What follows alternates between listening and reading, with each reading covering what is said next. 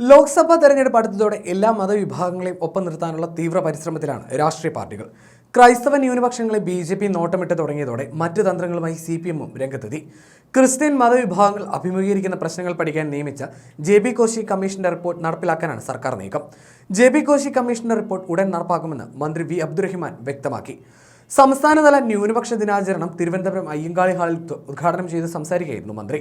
മുഖ്യമന്ത്രിക്ക് സമർപ്പിച്ച റിപ്പോർട്ടിലെ ശുപാർശകൾ വിവിധ വകുപ്പുകൾ പഠിക്കുകയും ഇവ നല്ല രീതിയിൽ നടപ്പാക്കുന്നതിനുള്ള അവസാനഘട്ട പരിശ്രമത്തിലുമാണ് സർക്കാരുള്ളത്. റിപ്പോർട്ട് നടപ്പാക്കുന്നതിൽ സർക്കാർ ഉറച്ച തീരുമാനമെടുത്തിട്ടുണ്ട്. ഇതുമായി ബന്ധപ്പെട്ട് ക്രിസ്ത്യൻ മത ന്യൂനപക്ഷ വിഭാഗങ്ങൾ ആശങ്കപ്പെടേണ്ട സാഹചര്യമില്ല. പാലോളി കമ്മീഷൻ റിപ്പോർട്ട് നടപ്പിലാക്കിയതുപോലെ തന്നെ JB കോശി കമ്മീഷൻ റിപ്പോർട്ട് നടപ്പാക്കാനാണ് തീരുമാനമെന്നും മന്ത്രി അറിയിച്ചു. അടുത്തയാഴ്ചയോടെ മുഴുവൻ വകുപ്പുകളിൽ നിന്നുമുള്ള അഭിപ്രായങ്ങൾ സ്വരൂപിച്ചതിന് ശേഷം ഇവ പരിശോധിക്കുന്നതിനുള്ള യോഗം വിളിച്ചു ചേർക്കും. ഇതിന്റെ അടിസ്ഥാനത്തിൽ സംസ്ഥാനത്തെ ക്രിസ്ത്യൻ വിഭാഗങ്ങൾ അഭിമുഖീകരിക്കുന്ന പ്രശ്നങ്ങൾ ഒന്നായി കണ്ടുകൊണ്ട് ഇവ പരിഹരിക്കുന്നതിനുള്ള നടപടികളുമായി സർക്കാർ മുന്നോട്ട് പോകുമെന്നും മന്ത്രി കൂട്ടിച്ചേർത്തു. ന്യൂനപക്ഷങ്ങളുടെ അവകാശങ്ങൾ സംരക്ഷിക്കുന്നതിന് ഏറ്റവും കൂടുതൽ നടപടികളെടുത്ത സർക്കാരാണ് കേരളത്തിലേത്. JB കമ്മീഷൻ റിപ്പോർട്ട് നടപ്പിലാക്കുന്നതോടെ ന്യൂനപക്ഷത്തോടുള്ള സർക്കാരിന്റെ ഏറ്റവും വലിയ കരുതലിന്റെ ഉദാഹരണമായി ഇത് മാറുമെന്നും മന്ത്രി ചൂണ്ടിക്കാട്ടി.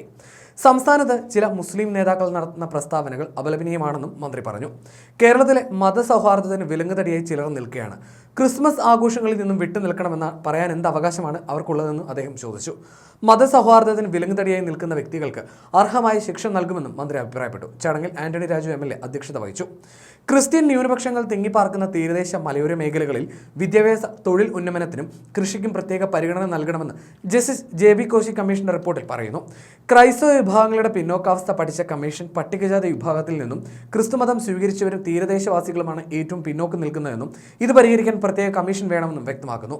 ജനസംഖ്യാ അനുപാതത്തിൽ ന്യൂനപക്ഷ സ്കോളർഷിപ്പ് വിതരണം നടത്തണമെന്ന ഹൈക്കോടതി ഉത്തരവിന്റെ പശ്ചാത്തലത്തിൽ സ്കോളർഷിപ്പിൽ കമ്മീഷൻ മാറ്റങ്ങൾ നിർദ്ദേശിക്കുന്നില്ല.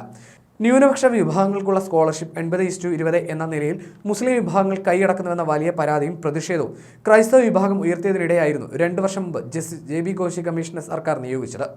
80:20 റദ്ദാക്കി സ്കോളർഷിപ്പ് വിതരണം ജനസംഖ്യാനുപാതത്തിൽ വേണമെന്ന ഹൈക്കോടതി ഉത്തരവ് സർക്കാർ നടപ്പാക്കി. പക്ഷേ മുസ്ലിം വിഭാഗത്തിന്റെ കടുത്ത എതിർപ്പ് മൂലം സംസ്ഥാന സർക്കാർ തന്നെ അപ്പീലുമായി സുപ്രീം കോടതിയെ സമീപിച്ചിരുന്നു.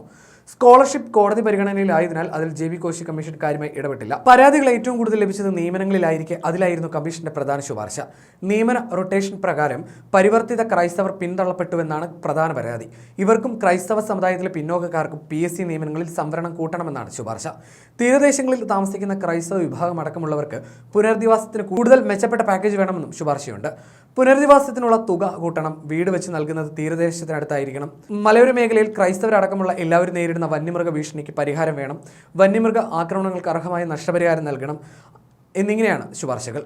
കണ്ണൂർ, ഇടുക്കി, കോട്ടയം ജില്ലകളുടെ കിഴക്കൻ പ്രദേശങ്ങളിലും എറണാകുളം, തിരുവനന്തപുരം ജില്ലകളുടെ തീരദേശ മേഖലകളിലും PSC, UPSC, റെയിൽവേ, ബാങ്കിംഗ് മത്സര പരീക്ഷകൾക്കും വിവിധ കോഴ്സുകളിലെ പ്രവേശന പരീക്ഷകൾക്കും സൗജന്യ പരിശീലന കേന്ദ്രങ്ങൾ സ്ഥാപിക്കണം.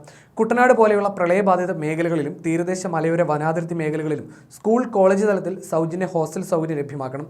ഹയർ സെക്കൻഡറി സ്കൂളുകളിലും കോളേജുകളിലും അധിക സീറ്റ് അനുവദിക്കുമ്പോൾ ആനുപാതികമായി മാനേജ്മെന്റ് കോട്ടയും സമുദായ കോട്ടയും അനുവദിക്കണം എന്നിവയും റിപ്പോർട്ട് ശുപാർശ